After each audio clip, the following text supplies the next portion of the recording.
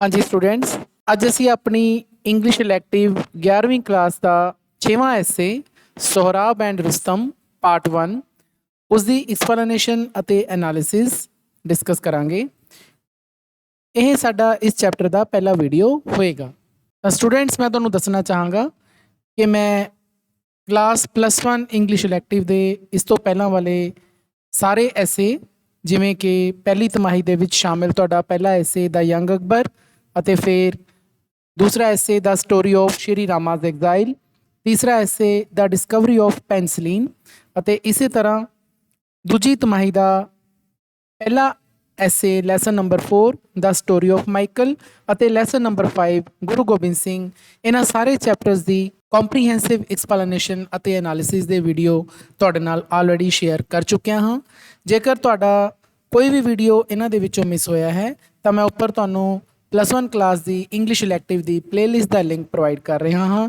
ਇਸ ਲਿੰਕ ਤੇ ਜਾ ਕੇ ਤੁਸੀਂ ਸਾਰੇ ਵੀਡੀਓਜ਼ ਦੇਖ ਸਕਦੇ ਹੋ। ਸਟੂਡੈਂਟਸ ਮੈਂ +1 ਅਤੇ +2 ਕਲਾਸਿਸ ਦੇ ਜਨਰਲ ਇੰਗਲਿਸ਼ ਅਤੇ ਇਲੈਕਟਿਵ ਇੰਗਲਿਸ਼ ਦੇ ਬਹੁਤ ਸਾਰੇ ਵੀਡੀਓਜ਼ ਬਣਾਏ ਹੋਏ ਹਨ। ਇਹਨਾਂ ਵੀਡੀਓਜ਼ ਨੂੰ ਦੇਖਣ ਦੇ ਲਈ ਤੁਸੀਂ YouTube ਦੀ ਸਰਚ ਬਾਰ ਤੇ ਜਾ ਕੇ ਦੀਪਕ ਸੂਦ ਲਵ ਲਰਨਿੰਗ ਟੂ ਲੀਡ ਟਾਈਪ ਕਰੋ। ਰਿਜ਼ਲਟ ਵਿੱਚ ਆਈ ਪਹਿਲੀ ਸਾਈਟ ਤੇ ਦੀਪਕ ਸੂਦ ਦੇ ਜਾ ਕੇ ਕਲਿੱਕ ਕਰੋ ਤਾਂ ਇਸ ਤਰ੍ਹਾਂ ਤੁਸੀਂ ਚੈਨਲ ਤੇ ਪਹੁੰਚ ਜਾਵੋਗੇ ਜਿੱਥੇ ਤੁਸੀਂ ਵੀਡੀਓਜ਼ ਦਾ ਇੱਕ ਸੈਕਸ਼ਨ ਦੇਖੋਗੇ। ਵੀਡੀਓਜ਼ 'ਤੇ ਕਲਿੱਕ ਕਰੋ, ਤੁਹਾਨੂੰ ਮੇਰੀਆਂ ਬਣਾਈਆਂ ਹੋਈਆਂ ਸਾਰੀਆਂ ਵੀਡੀਓਜ਼ ਤੁਹਾਨੂੰ ਮਿਲ ਜਾਣਗੀਆਂ। ਇਸ ਦੇ ਵਿੱਚ +1 +2 ਦੀਆਂ ਸਾਰੀਆਂ ਕਲਾਸਿਸ ਦੀਆਂ ਜੋ ਮੈਂ ਵੀਡੀਓਜ਼ ਬਣਾਈਆਂ ਹਨ ਉਹ ਸ਼ਾਮਿਲ ਹਨ। ਪਲੇਲਿਸਟ ਵਾਲੇ ਸੈਕਸ਼ਨ 'ਤੇ ਜਾ ਕੇ ਤੁਸੀਂ ਸਾਰੀਆਂ ਪਲੇਲਿਸਟ ਪ੍ਰਾਪਤ ਕਰ ਪਾਓਗੇ। ਜਿਵੇਂ ਕਿ ਕਲਾਸ 12 ਦੀ ਪਲੇਲਿਸਟ ਚੌਥੇ ਨੰਬਰ 'ਤੇ ਹੈ। ਇਸ 'ਤੇ ਤੁਸੀਂ ਜਾ ਕੇ ਜਦੋਂ ਵਿਊ ਫੁੱਲ ਪਲੇਲਿਸਟ ਕਰੋਗੇ ਤਾਂ ਤੁਹਾਨੂੰ ਕਲਾਸ 12 ਦੀਆਂ ਸਾਰੀਆਂ ਵੀਡੀਓਜ਼ ਮਿਲ ਜਾਣਗੀਆਂ। ਇਸੇ ਤਰ੍ਹਾਂ ਤੁਸੀਂ ਬਾਕੀ ਕਲਾਸ 11 ਉਹਨਾਂ ਦੀ ਪਲੇਲਿਸਟ 'ਤੇ ਜਾ ਕੇ ਸਾਰੀਆਂ ਵੀਡੀਓਜ਼ ਪ੍ਰਾਪਤ ਕਰ ਸਕਦੇ ਹੋ। ਅਤੇ ਇਸੇ ਤਰ੍ਹਾਂ ਮੈਂ ਕਲਾਸ 11 ਅਤੇ ਕਲਾਸ 12 ਦੀਆਂ ਗ੍ਰਾਮਰ ਦੀਆਂ ਵੀਡੀਓ ਲਿਸਟ ਬਣਾਈ ਹੋਈ ਹੈ ਤਾਂ ਉਹ ਸਾਰੀਆਂ ਵੀਡੀਓਜ਼ ਤੁਹਾਨੂੰ ਪ੍ਰਾਪਤ ਹੋ ਜਾਣਗੀਆਂ। ਅਤੇ ਇੱਕ ਪਲੇਲਿਸਟ ਇੰਗਲਿਸ਼ ਇਲੈਕਟਿਵ ਕਲਾਸ 11 ਦੀ ਵੀ ਹੈ ਅਤੇ ਉਸ ਦੇ ਵਿੱਚ ਤੁਹਾਨੂੰ ਸਾਰੀਆਂ ਕਲਾਸ 11 ਦੀਆਂ ਪਲੇਲਿਸਟ ਪ੍ਰਾਪਤ ਹੋ ਜਾਣਗੀਆਂ। ਤਾਂ ਮੈਂ ਤੁਹਾਨੂੰ ਸਾਰਿਆਂ ਨੂੰ ਅਪੀਲ ਕਰਦਾ ਹਾਂ ਕਿ ਇੱਕ ਵਾਰ ਤੁਸੀਂ ਦੀਪਕ ਸੂਦ ਲਵ ਲਰਨਿੰਗ ਟੂ ਲੀਡ ਚੈਨਲ 'ਤੇ ਜ਼ਰੂਰ ਵਿਜ਼ਿਟ ਕਰੋ। ਸੋਹਰਾਬ ਐਂਡ ਰੁਸਤਮ ਚੈਪਟਰ ਹੈ ਜੀ ਆਪਣਾ, ਇਹਦੇ 2 ਪਾਰਟਸ ਹੈ। ਇਹ ਆਪਣਾ ਪਹਿਲਾ ਪਾर्ट है। ਤਾਂ ਉੱਪਰ ਦੇਖੋ ਲੈਸਨ 6 ਸੋਹਰਾਬ ਐਂਡ ਰੁਸਤਮ ਪਾर्ट 1 ਲਿਖਿਆ ਹੈ ਤੇ ਕਾਫੀ ਸਾਰੇ ਤੁਹਾਡੇ ਵੋਕੈਬਲਰੀ ਦੇ ਵਰਡਸ ਹੈ ਜਿਹਦੇ ਵਿੱਚ ਐਡਵਾਂਸ ਚੈਂਪੀਅਨ ਇਹ ਸਾਰੇ ਵਰਡਸ ਆਏ ਹੈ। ਕਹਿੰਦੇ long ago there lived in Persia now Iran a great soldier called Rustam. Persia ਇੱਕ ਦੇਸ਼ ਹੋਇਆ ਜੀ ਜਿਸ ਨੂੰ ਕਿ ਅੱਜ ਕੱਲ੍ਹ ਈਰਾਨ ਕਿਹਾ ਜਾਂਦਾ ਹੈ। ਤਾਂ ਈਰਾਨ ਦੇ ਵਿੱਚ ਕਾਫੀ ਸਮਾਂ ਪਹਿਲਾਂ ਲੌਂਗ ਐਗੋ ਇੱਕ ਬਹੁਤ ਹੀ ਮਹਾਨ ਸੋਲਜਰ ਸਿਪਾਹੀ ਜਿਸਦਾ ਕੀ ਨਾਮ ਸੀਗਾ ਜੀ ਰੁਸਤਮ। ਤਾਂ ਰੁਸਤਮ ਰਹਿੰਦਾ ਸੀ। He was so brave and fearless that he had so often saved his country from foreign invasion that he was called the shield of Persia। ਉਹ ਇੰਨਾ ਬਹਾਦਰ ਸੀ ਅਤੇ ਫੀਅਰਲੈਸ ਸੀ, ਨਿਡਰ ਸੀ ਕਿ ਉਸਨੇ ਆਪਣੀ ਦੇਸ਼ ਨੂੰ ਬਾਹਰਲੇ ਹਮਲਿਆਂ ਤੋਂ ਨਾ ਫੋਰਨ ਇਨਵੇਜ਼ਨ ਦਾ ਮਤਲਬ ਹੁੰਦਾ ਹੈ ਜੀ ਹਮਲੇ।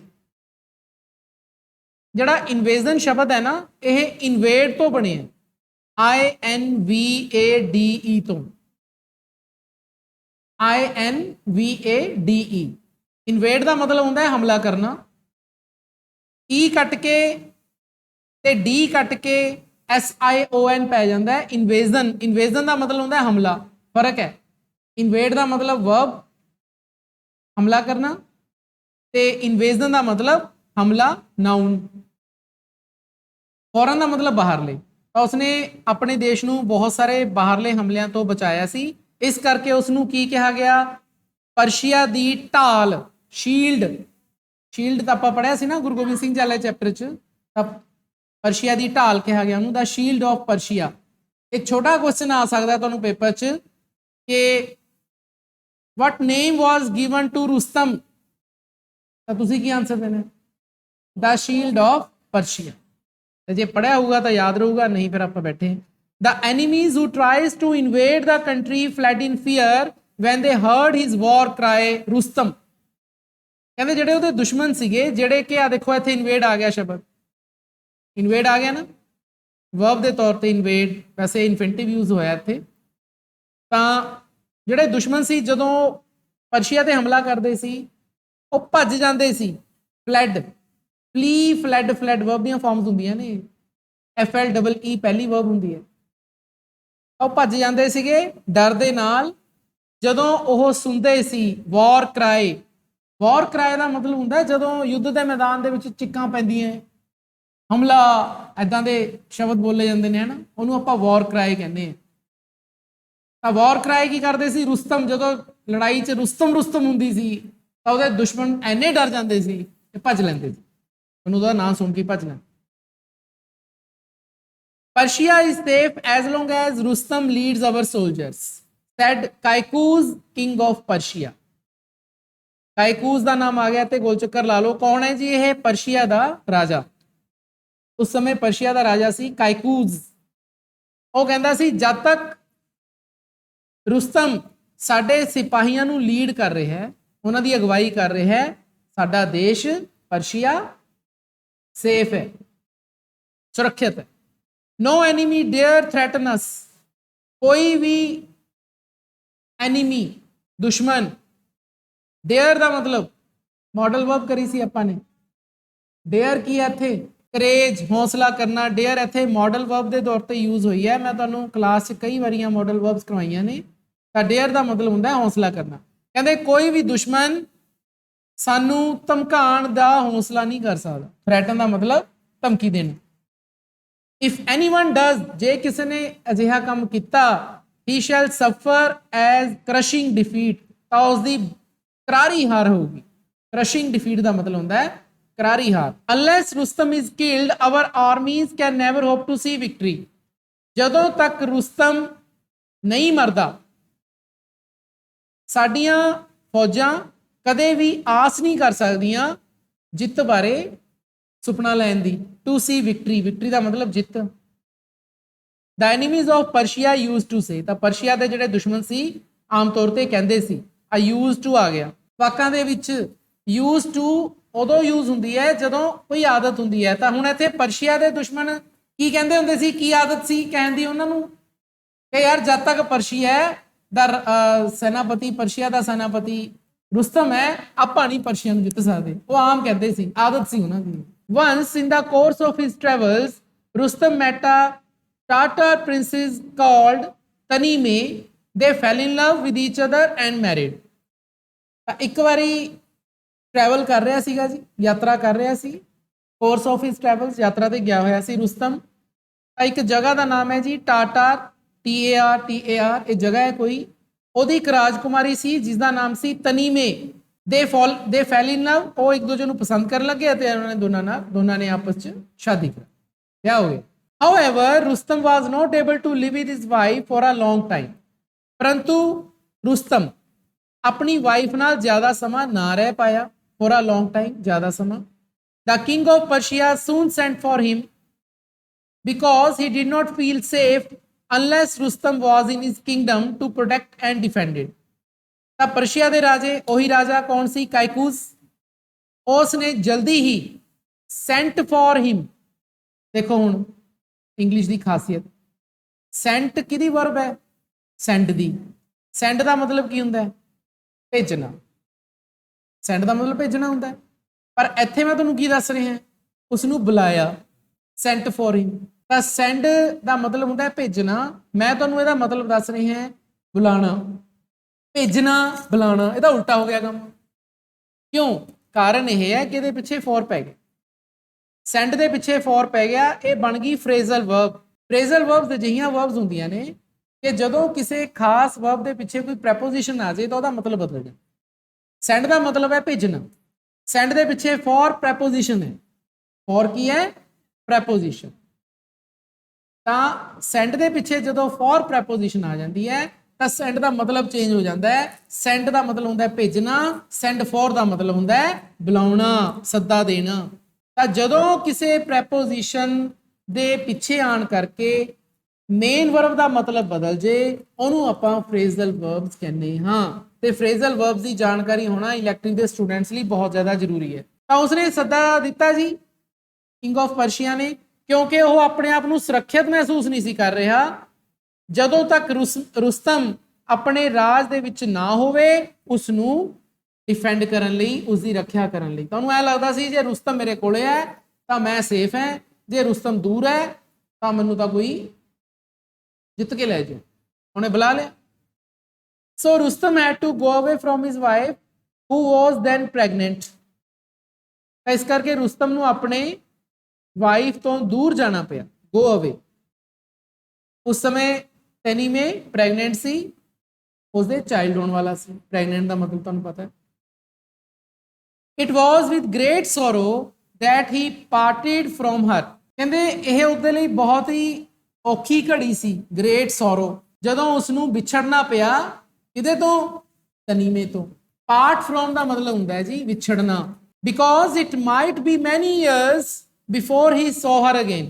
ਕਿਉਂਕਿ ਕਾਫੀ ਸਾਲ ਹੋ ਸਕਦੇ ਸੀ। ਇਟ ਮਾਈਟ ਬੀ ਮੈਨੀ ਈਅਰਸ, ਕਾਫੀ ਸਾਲ ਬੀਤ ਸਕਦੇ ਸੀਗੇ ਜੇ ਉਹ ਦੁਬਾਰਾ ਉਸ ਨੂੰ ਦੇਖਦਾ। ਮਤਲਬ ਕੀ ਪਤਾ ਕਦੋਂ ਵਾਪਸ ਆਉਂਦਾ ਉਹ। At the parting, he gave her a precious stone and said, parting, ਵਿਛੋੜੇ ਵੇਲੇ। ਪਾਰਟਿੰਗ ਦਾ ਮਤਲਬ ਇੱਥੇ ਕੀ ਹੋ ਗਿਆ? ਵਿਛੋੜਾ, ਜਦੋਂ ਉਸ ਤੋਂ ਦੂਰ ਜਾ ਰਿਹਾ ਸੀ। ਵਿਛੋੜੇ ਵੇਲੇ ਉਸਨੇ ਉਸ ਨੂੰ ਇੱਕ ਕੀਮਤੀ ਪੱਥਰ ਦਿੱਤਾ। ਪ੍ਰੈਸ਼ੀਅਸ, ਪ੍ਰੈਸ਼ੀਅਸ ਦਾ ਮਤਲਬ ਹੈ ਜੀ ਕੀਮਤੀ, ਪੱਥਰ ਦਿੱਤਾ ਅਤੇ ਕਿਹਾ, when you become a mother, tie this stone on the child's arm and keep our marriage a secret। ਕਹਿੰਦੇ ਜਦੋਂ ਤੂੰ ਮਾਂ ਬਣ ਗਈ ਤਾਂ ਇਹ ਵਾਲਾ ਜਿਹੜਾ ਪੱਥਰ ਹੈ ਇਹ ਆਪਣੇ ਬੇਟੇ ਦੀ ਆਮ ਤੇ, ਉਹਦੀ ਬਾਹ ਤੇ ਬੰਨ੍ਹਦੀ। ਟਾਏ, ਟਾਏ ਦਾ ਮਤਲਬ ਬੰਨ ਦੇਣਾ।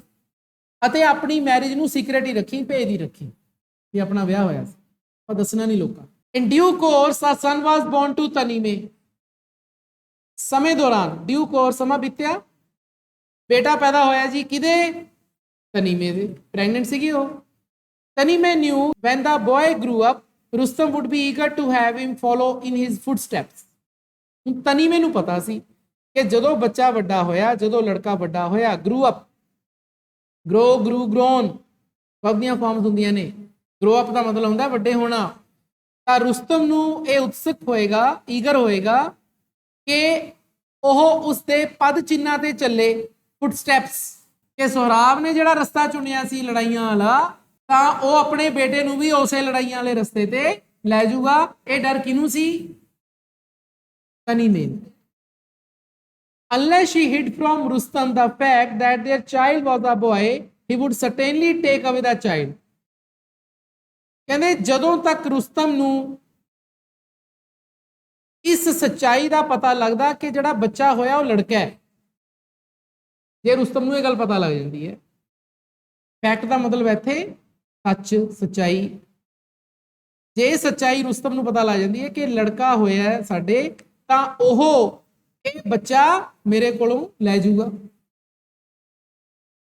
She would then lose her son as she had lost her husband।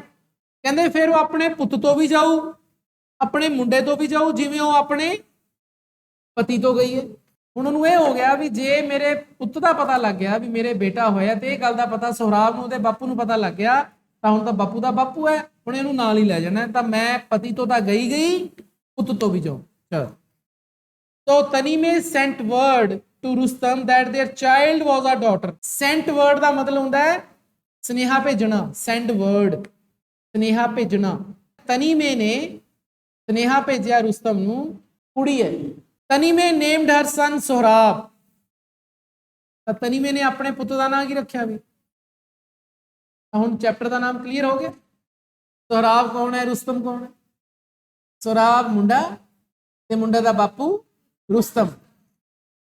Sohrab ਦਾ ਮਤਲਬ ਕੀ ਹੈ? ਵਿਚ ਮੀਨ ਚਾਈਲਡ ਆਫ ਮੈਨੀ ਸਮਾਈਲਸ। ਦੇਖੋ, ਚਾਈਲਡ ਆਫ ਮੈਨੀ ਸਮਾਈਲਸ, ਜਿਹੜਾ ਬੱਚਾ ਹਮੇਸ਼ਾ ਖੁਸ਼ ਰਹੇ, ਉਹਦੇ ਚਿਹਰੇ ਤੇ ਸਮਾਈਲ ਰਹੇ, ਉਹਨੂੰ ਆਪਾਂ ਕੀ ਕਹਿੰਦੇ ਆ? ਸੋਹਰਾਬ। ਸੋਹਰਾਬ ਦਾ ਮਤਲਬ ਇਹ ਦ ਚਾਈਲਡ ਆਫ ਮੈਨੀ ਸਮਾਈਲ, ਖੁਸ਼ ਰਹਿੰਦਾ ਸੀ ਜੀ, ਹਮੇਸ਼ਾ ਚਿਹਰੇ ਤੇ ਉਹਦੇ ਸਮਾਈਲ ਰਹਿੰਦੀ ਸੀ, always smiling. Sohrab grew up into a brave and handsome boy। Sohrab ਵੱਡਾ ਹੋ ਕੇ ਇੱਕ ਬਹਾਦਰ ਅਤੇ ਬਹੁਤ ਹੀ ਹੈਂਡਸਮ, ਖੂਬਸੂਰਤ ਲੜਕਾ ਬਣਿਆ। He learned to use the sword and shield। ਉਸ ਨੂੰ ਤਲਵਾਰਬਾਜ਼ੀ ਵੀ ਆਉਂਦੀ ਸੀ ਅਤੇ ਸ਼ੀਲਡ ਫੜਨੀ ਵੀ ਆਉਂਦੀ ਸੀ। ਸ਼ੀਲਡ ਸਮਝਦੇ ਹੋ ਨਾ ਕੀ ਹੁੰਦੀ ਹੈ? ਸ਼ੀਲਡ ਉਹ ਢਾਲ ਜੀ ਹੁੰਦੀ ਹੈ, ਗੋਲ ਜੀ, ਇੱਕ ਹੱਥ 'ਚ ਤਲਵਾਰ ਹੁੰਦੀ ਹੈ, ਦੂਜੇ ਹੱਥ 'ਚ ਢਾਲ ਜੀ ਹੁੰਦੀ ਹੈ, ਐ ਲੜਦੇ ਹੁੰਦੇ, ਉਹਨੂੰ ਕਹਿੰਦੇ ਆ shield and sword. and became skilled in the arts of war. Arts of war ਦਾ ਮਤਲਬ ਹੁੰਦਾ ਹੈ ਜੀ ਲੜਾਈ ਕੌਸ਼ਲ, ਯੁੱਧ ਕੌਸ਼ਲ. For miles around there was no one who could compare with him in feats of swordsmanship. ਮੀਲਾਂ ਦੂਰ, miles around, ਮੀਲਾਂ ਦੂਰ ਉਹਦਾ ਕੋਈ ਵੀ ਐਸਾ ਨਹੀਂ ਸੀ, no one, ਕੋਈ ਵੀ ਨਹੀਂ ਐਸਾ ਜਿਹੜਾ ਉਸਦੀ ਬਰਾਬਰੀ ਕਰ ਸਕੇ, ਕੰਪੇਅਰ ਜੋ ਉਸ ਨਾਲ ਉਸਦੀ ਬਰਾਬਰੀ ਕਰ ਸਕੇ ਕਿਹਦੇ ਵਿੱਚ, in feats of swordsmanship. swordsmanship ਦਾ ਮਤਲਬ ਹੋ ਗਿਆ ਤਲਵਾਰਬਾਜ਼ੀ, ਤਲਵਾਰਬਾਜ਼ੀ ਦੀ ਲੜਾਈ ਚ feats, ਉਸ ਲੜਾਈ ਚ ਕੋਈ ਉਹਦੀ ਮੁਕਾਬਲਾ ਨਹੀਂ ਸੀ ਕਰ ਸਕਦਾ. One day there came to that country a young warrior who had fought in distant lands. ਇੱਕ ਦਿਨ ਉਸ ਦੇਸ਼ ਦੇ ਵਿੱਚ ਇੱਕ ਯੰਗ ਵਾਰੀਅਰ ਆਇਆ. ਯੰਗ ਵਾਰੀਅਰ ਦਾ ਮਤਲਬ ਨੌਜਵਾਨ ਯੋਧਾ ਆਇਆ ਜਿਹੜਾ ਕਿ ਦੂਰ ਦੂਰ ਤੱਕ ਲੜ ਕੇ ਆਇਆ ਸੀ, ਡਿਸਟੈਂਟ ਲੈਂਡਸ, ਦੂਰ ਦੂਰ ਤੱਕ ਲੜਾਈ ਕਰਕੇ ਆਇਆ ਸੀ. ਹੀ challenge Sohrab to single combat. ਤਾਂ ਉਸਨੇ ਸਿੰਗਲ ਕੰਬੈਟ, ਸਿੰਗਲ ਕੰਬੈਟ ਦਾ ਮਤਲਬ ਹੁੰਦਾ ਹੈ ਕੱਲਮ ਕੱਲੀ ਲੜਾਈ. ਤਾਂ ਉਹਨੇ ਕਿਹਨੂੰ ਚੈਲੰਜ ਕੀਤਾ ਵੀ, ਸੋਹਰਾਬ, ਕਿ ਆਪਾਂ ਸਿੰਗਲ ਕੰਬੈਟ ਕਰਦੇ ਹਾਂ, ਕੱਲਮ ਕੱਲੀ ਲੜਦੇ ਹਾਂ, ਆ ਜਾ. Sohrab readily agreed to fight ਹਿਮ. ਸੋਹਰਾਬ ਜਲਦੀ ਮੰਨ ਗਿਆ ਉਹਦੇ ਨਾਲ ਲੜਨਾ. As they were getting ready for the combat, the young soldier said to Sohrab, ਕਹਿੰਦੇ ਜਦੋਂ ਲੜਾਈ ਦੀ ਤਿਆਰੀ ਹੋ ਰਹੀ ਸੀਗੀ, getting ready, ਤਿਆਰ ਹੋ ਰਹੇ ਸੀ ਲੜਨ ਦੇ ਲਈ, ਤਾਂ ਉਸ ਨੌਜਵਾਨ ਸਿਪਾਹੀ ਨੇ ਸੋਹਰਾਬ ਨੂੰ ਕਿਹਾ, before we fight, tell me your parentage. ਲੜਨ ਤੋਂ ਪਹਿਲਾਂ ਮੈਨੂੰ ਆਪਣੇ ਮਾਤਾ ਪਿਤਾ ਬਾਰੇ ਦੱਸ. ਪੈਰੈਂਟੇਜ ਦਾ ਮਤਲਬ ਹੁੰਦਾ ਹੈ ਪੇਰੈਂਟਸ, ਕਿ ਤੇਰੇ ਮਾਂ-ਬਾਪ ਕੌਣ ਨੇ. I do not fight in single combat with anyone who is of low birth. ਕਹਿੰਦਾ ਮੈਂ ਕਦੇ ਵੀ ਕੱਲਮ ਕੱਲੀ ਲੜਾਈ ਉਹਦੇ ਨਾਲ ਨਹੀਂ ਲੜਦਾ ਨੀਚ ਕੁਲ ਦੇ ਵਿੱਚ ਜਨਮ ਲਿਆ ਹੋਵੇ, ਲੋ ਬਰਥ. ਮੈਂ ਤਾਂ ਉੱਚੇ ਕੁਲ ਵਾਲੇ ਬੰਦਿਆਂ ਦੇ ਨਾਲ ਹੀ ਲੜਦਾ. The men who had gathered around looked at Sohrab. ਹੁਣ ਉੱਥੇ ਆਲੇ ਦੁਆਲੇ ਲੋਕ ਇਕੱਠੇ ਹੋਏ ਹੋਏ ਸੀ.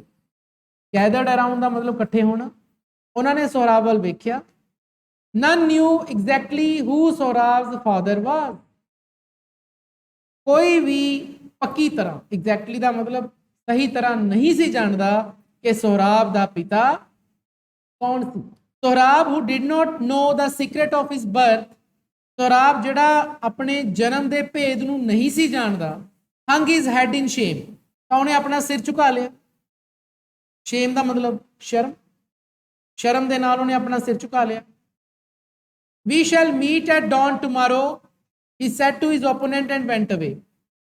At dawn, dawn ਦਾ ਮਤਲਬ ਹੁੰਦਾ ਜੀ ਸਵੇਰ, ਸਵੇਰ ਵੇਲੇ. ਕਹਿੰਦੇ ਆਪਾਂ ਸਵੇਰ ਵੇਲੇ ਮਿਲਾਂਗੇ ਕੱਲ ਨੂੰ. We shall meet at dawn tomorrow, ਆਪਾਂ ਕੱਲ ਨੂੰ ਸਵੇਰ ਵੇਲੇ ਮਿਲਾਂਗੇ. ਉਸਨੇ ਆਪਣੇ ਵਿਰੋਧੀ ਨੂੰ ਕਿਹਾ ਅਤੇ went away ਚਲਾ ਗਿਆ. He hurried home straight and said to his mother. ਹਰੀ ਦਾ ਮਤਲਬ ਤੇਜ਼ੀ ਨਾਲ, ਆਪਣੇ ਘਰ ਸਿੱਧਾ ਗਿਆ. ਸਟ੍ਰੇਟ ਦਾ ਮਤਲਬ ਸਿੱਧਾ ਗਿਆ ਅਤੇ ਆਪਣੀ ਉਸਨੇ ਮਾਂ ਨੂੰ ਕਿਹਾ, mother you have hidden from me the name of my father all these years. ਇਹਨਾਂ ਸਾਰੇ ਸਾਲਾਂ ਦੇ ਵਿੱਚ ਹੇ ਮਾਤਾ ਤੂੰ ਮੇਰੇ ਪਿਤਾ ਦਾ ਨਾਮ ਮੇਰੇ ਤੋਂ ਹਿਡਨ. ਹਾਈਡ, ਹਿਡਨ ਕੀ ਹੁੰਦਾ? ਹਾਈਡ ਦਾ ਮਤਲਬ ਛੁਪਾਉਣਾ. ਮਦਰ ਤੂੰ ਮੇਰਾ ਫਾਦਰ ਦਾ ਨਾਮ ਮੇਰੇ ਤੋਂ ਇਹਨਾਂ ਸਾਰੇ ਸਾਲਾਂ 'ਚ ਛੁਪਾਇਆ. unless you tell me at once who my father is, ਜਦ ਤੱਕ ਤੂੰ ਮੈਨੂੰ ਨਹੀਂ ਦੱਸਦੀ. at once ਦਾ ਮਤਲਬ ਹੁਣੇ, ਤੂੰ ਮੈਨੂੰ ਹੁਣੇ ਨਹੀਂ ਦੱਸਦੀ ਕਿ ਮੇਰਾ ਪਿਤਾ ਕੌਣ ਹੈ. you will see me dead, ਤੂੰ ਮੈਨੂੰ ਮਰਿਆ ਦੇਖੇਂਗੀ. then he told his mother what the young soldier had said. ਫਿਰ ਉਸਨੇ ਆਪਣੀ ਮਾਂ ਨੂੰ ਕਿਹਾ ਉਸ ਯੰਗ ਸੋਲਜਰ ਨੇ ਜੋ ਉਸਨੂੰ ਕਿਹਾ ਸੀ. ਕੀ ਕਿਹਾ ਸੀ? ਵੀ ਮੈਂ ਪਹਿਲਾਂ ਤਾਂ ਲੜੂ ਤੇਰੇ ਨਾਲ ਜੇ ਤੂੰ ਦੱਸੇਗਾ ਤੇਰੇ ਫਾਦਰ ਦਾ ਨਾਮ. ਉਹਨੇ ਉਹ ਸਾਰੀ ਗੱਲ ਜਾ ਕੇ ਕਿਹਨੂੰ ਦੱਸਤੀ? ਆਪਣੀ ਮਾਤਾ ਨੂੰ.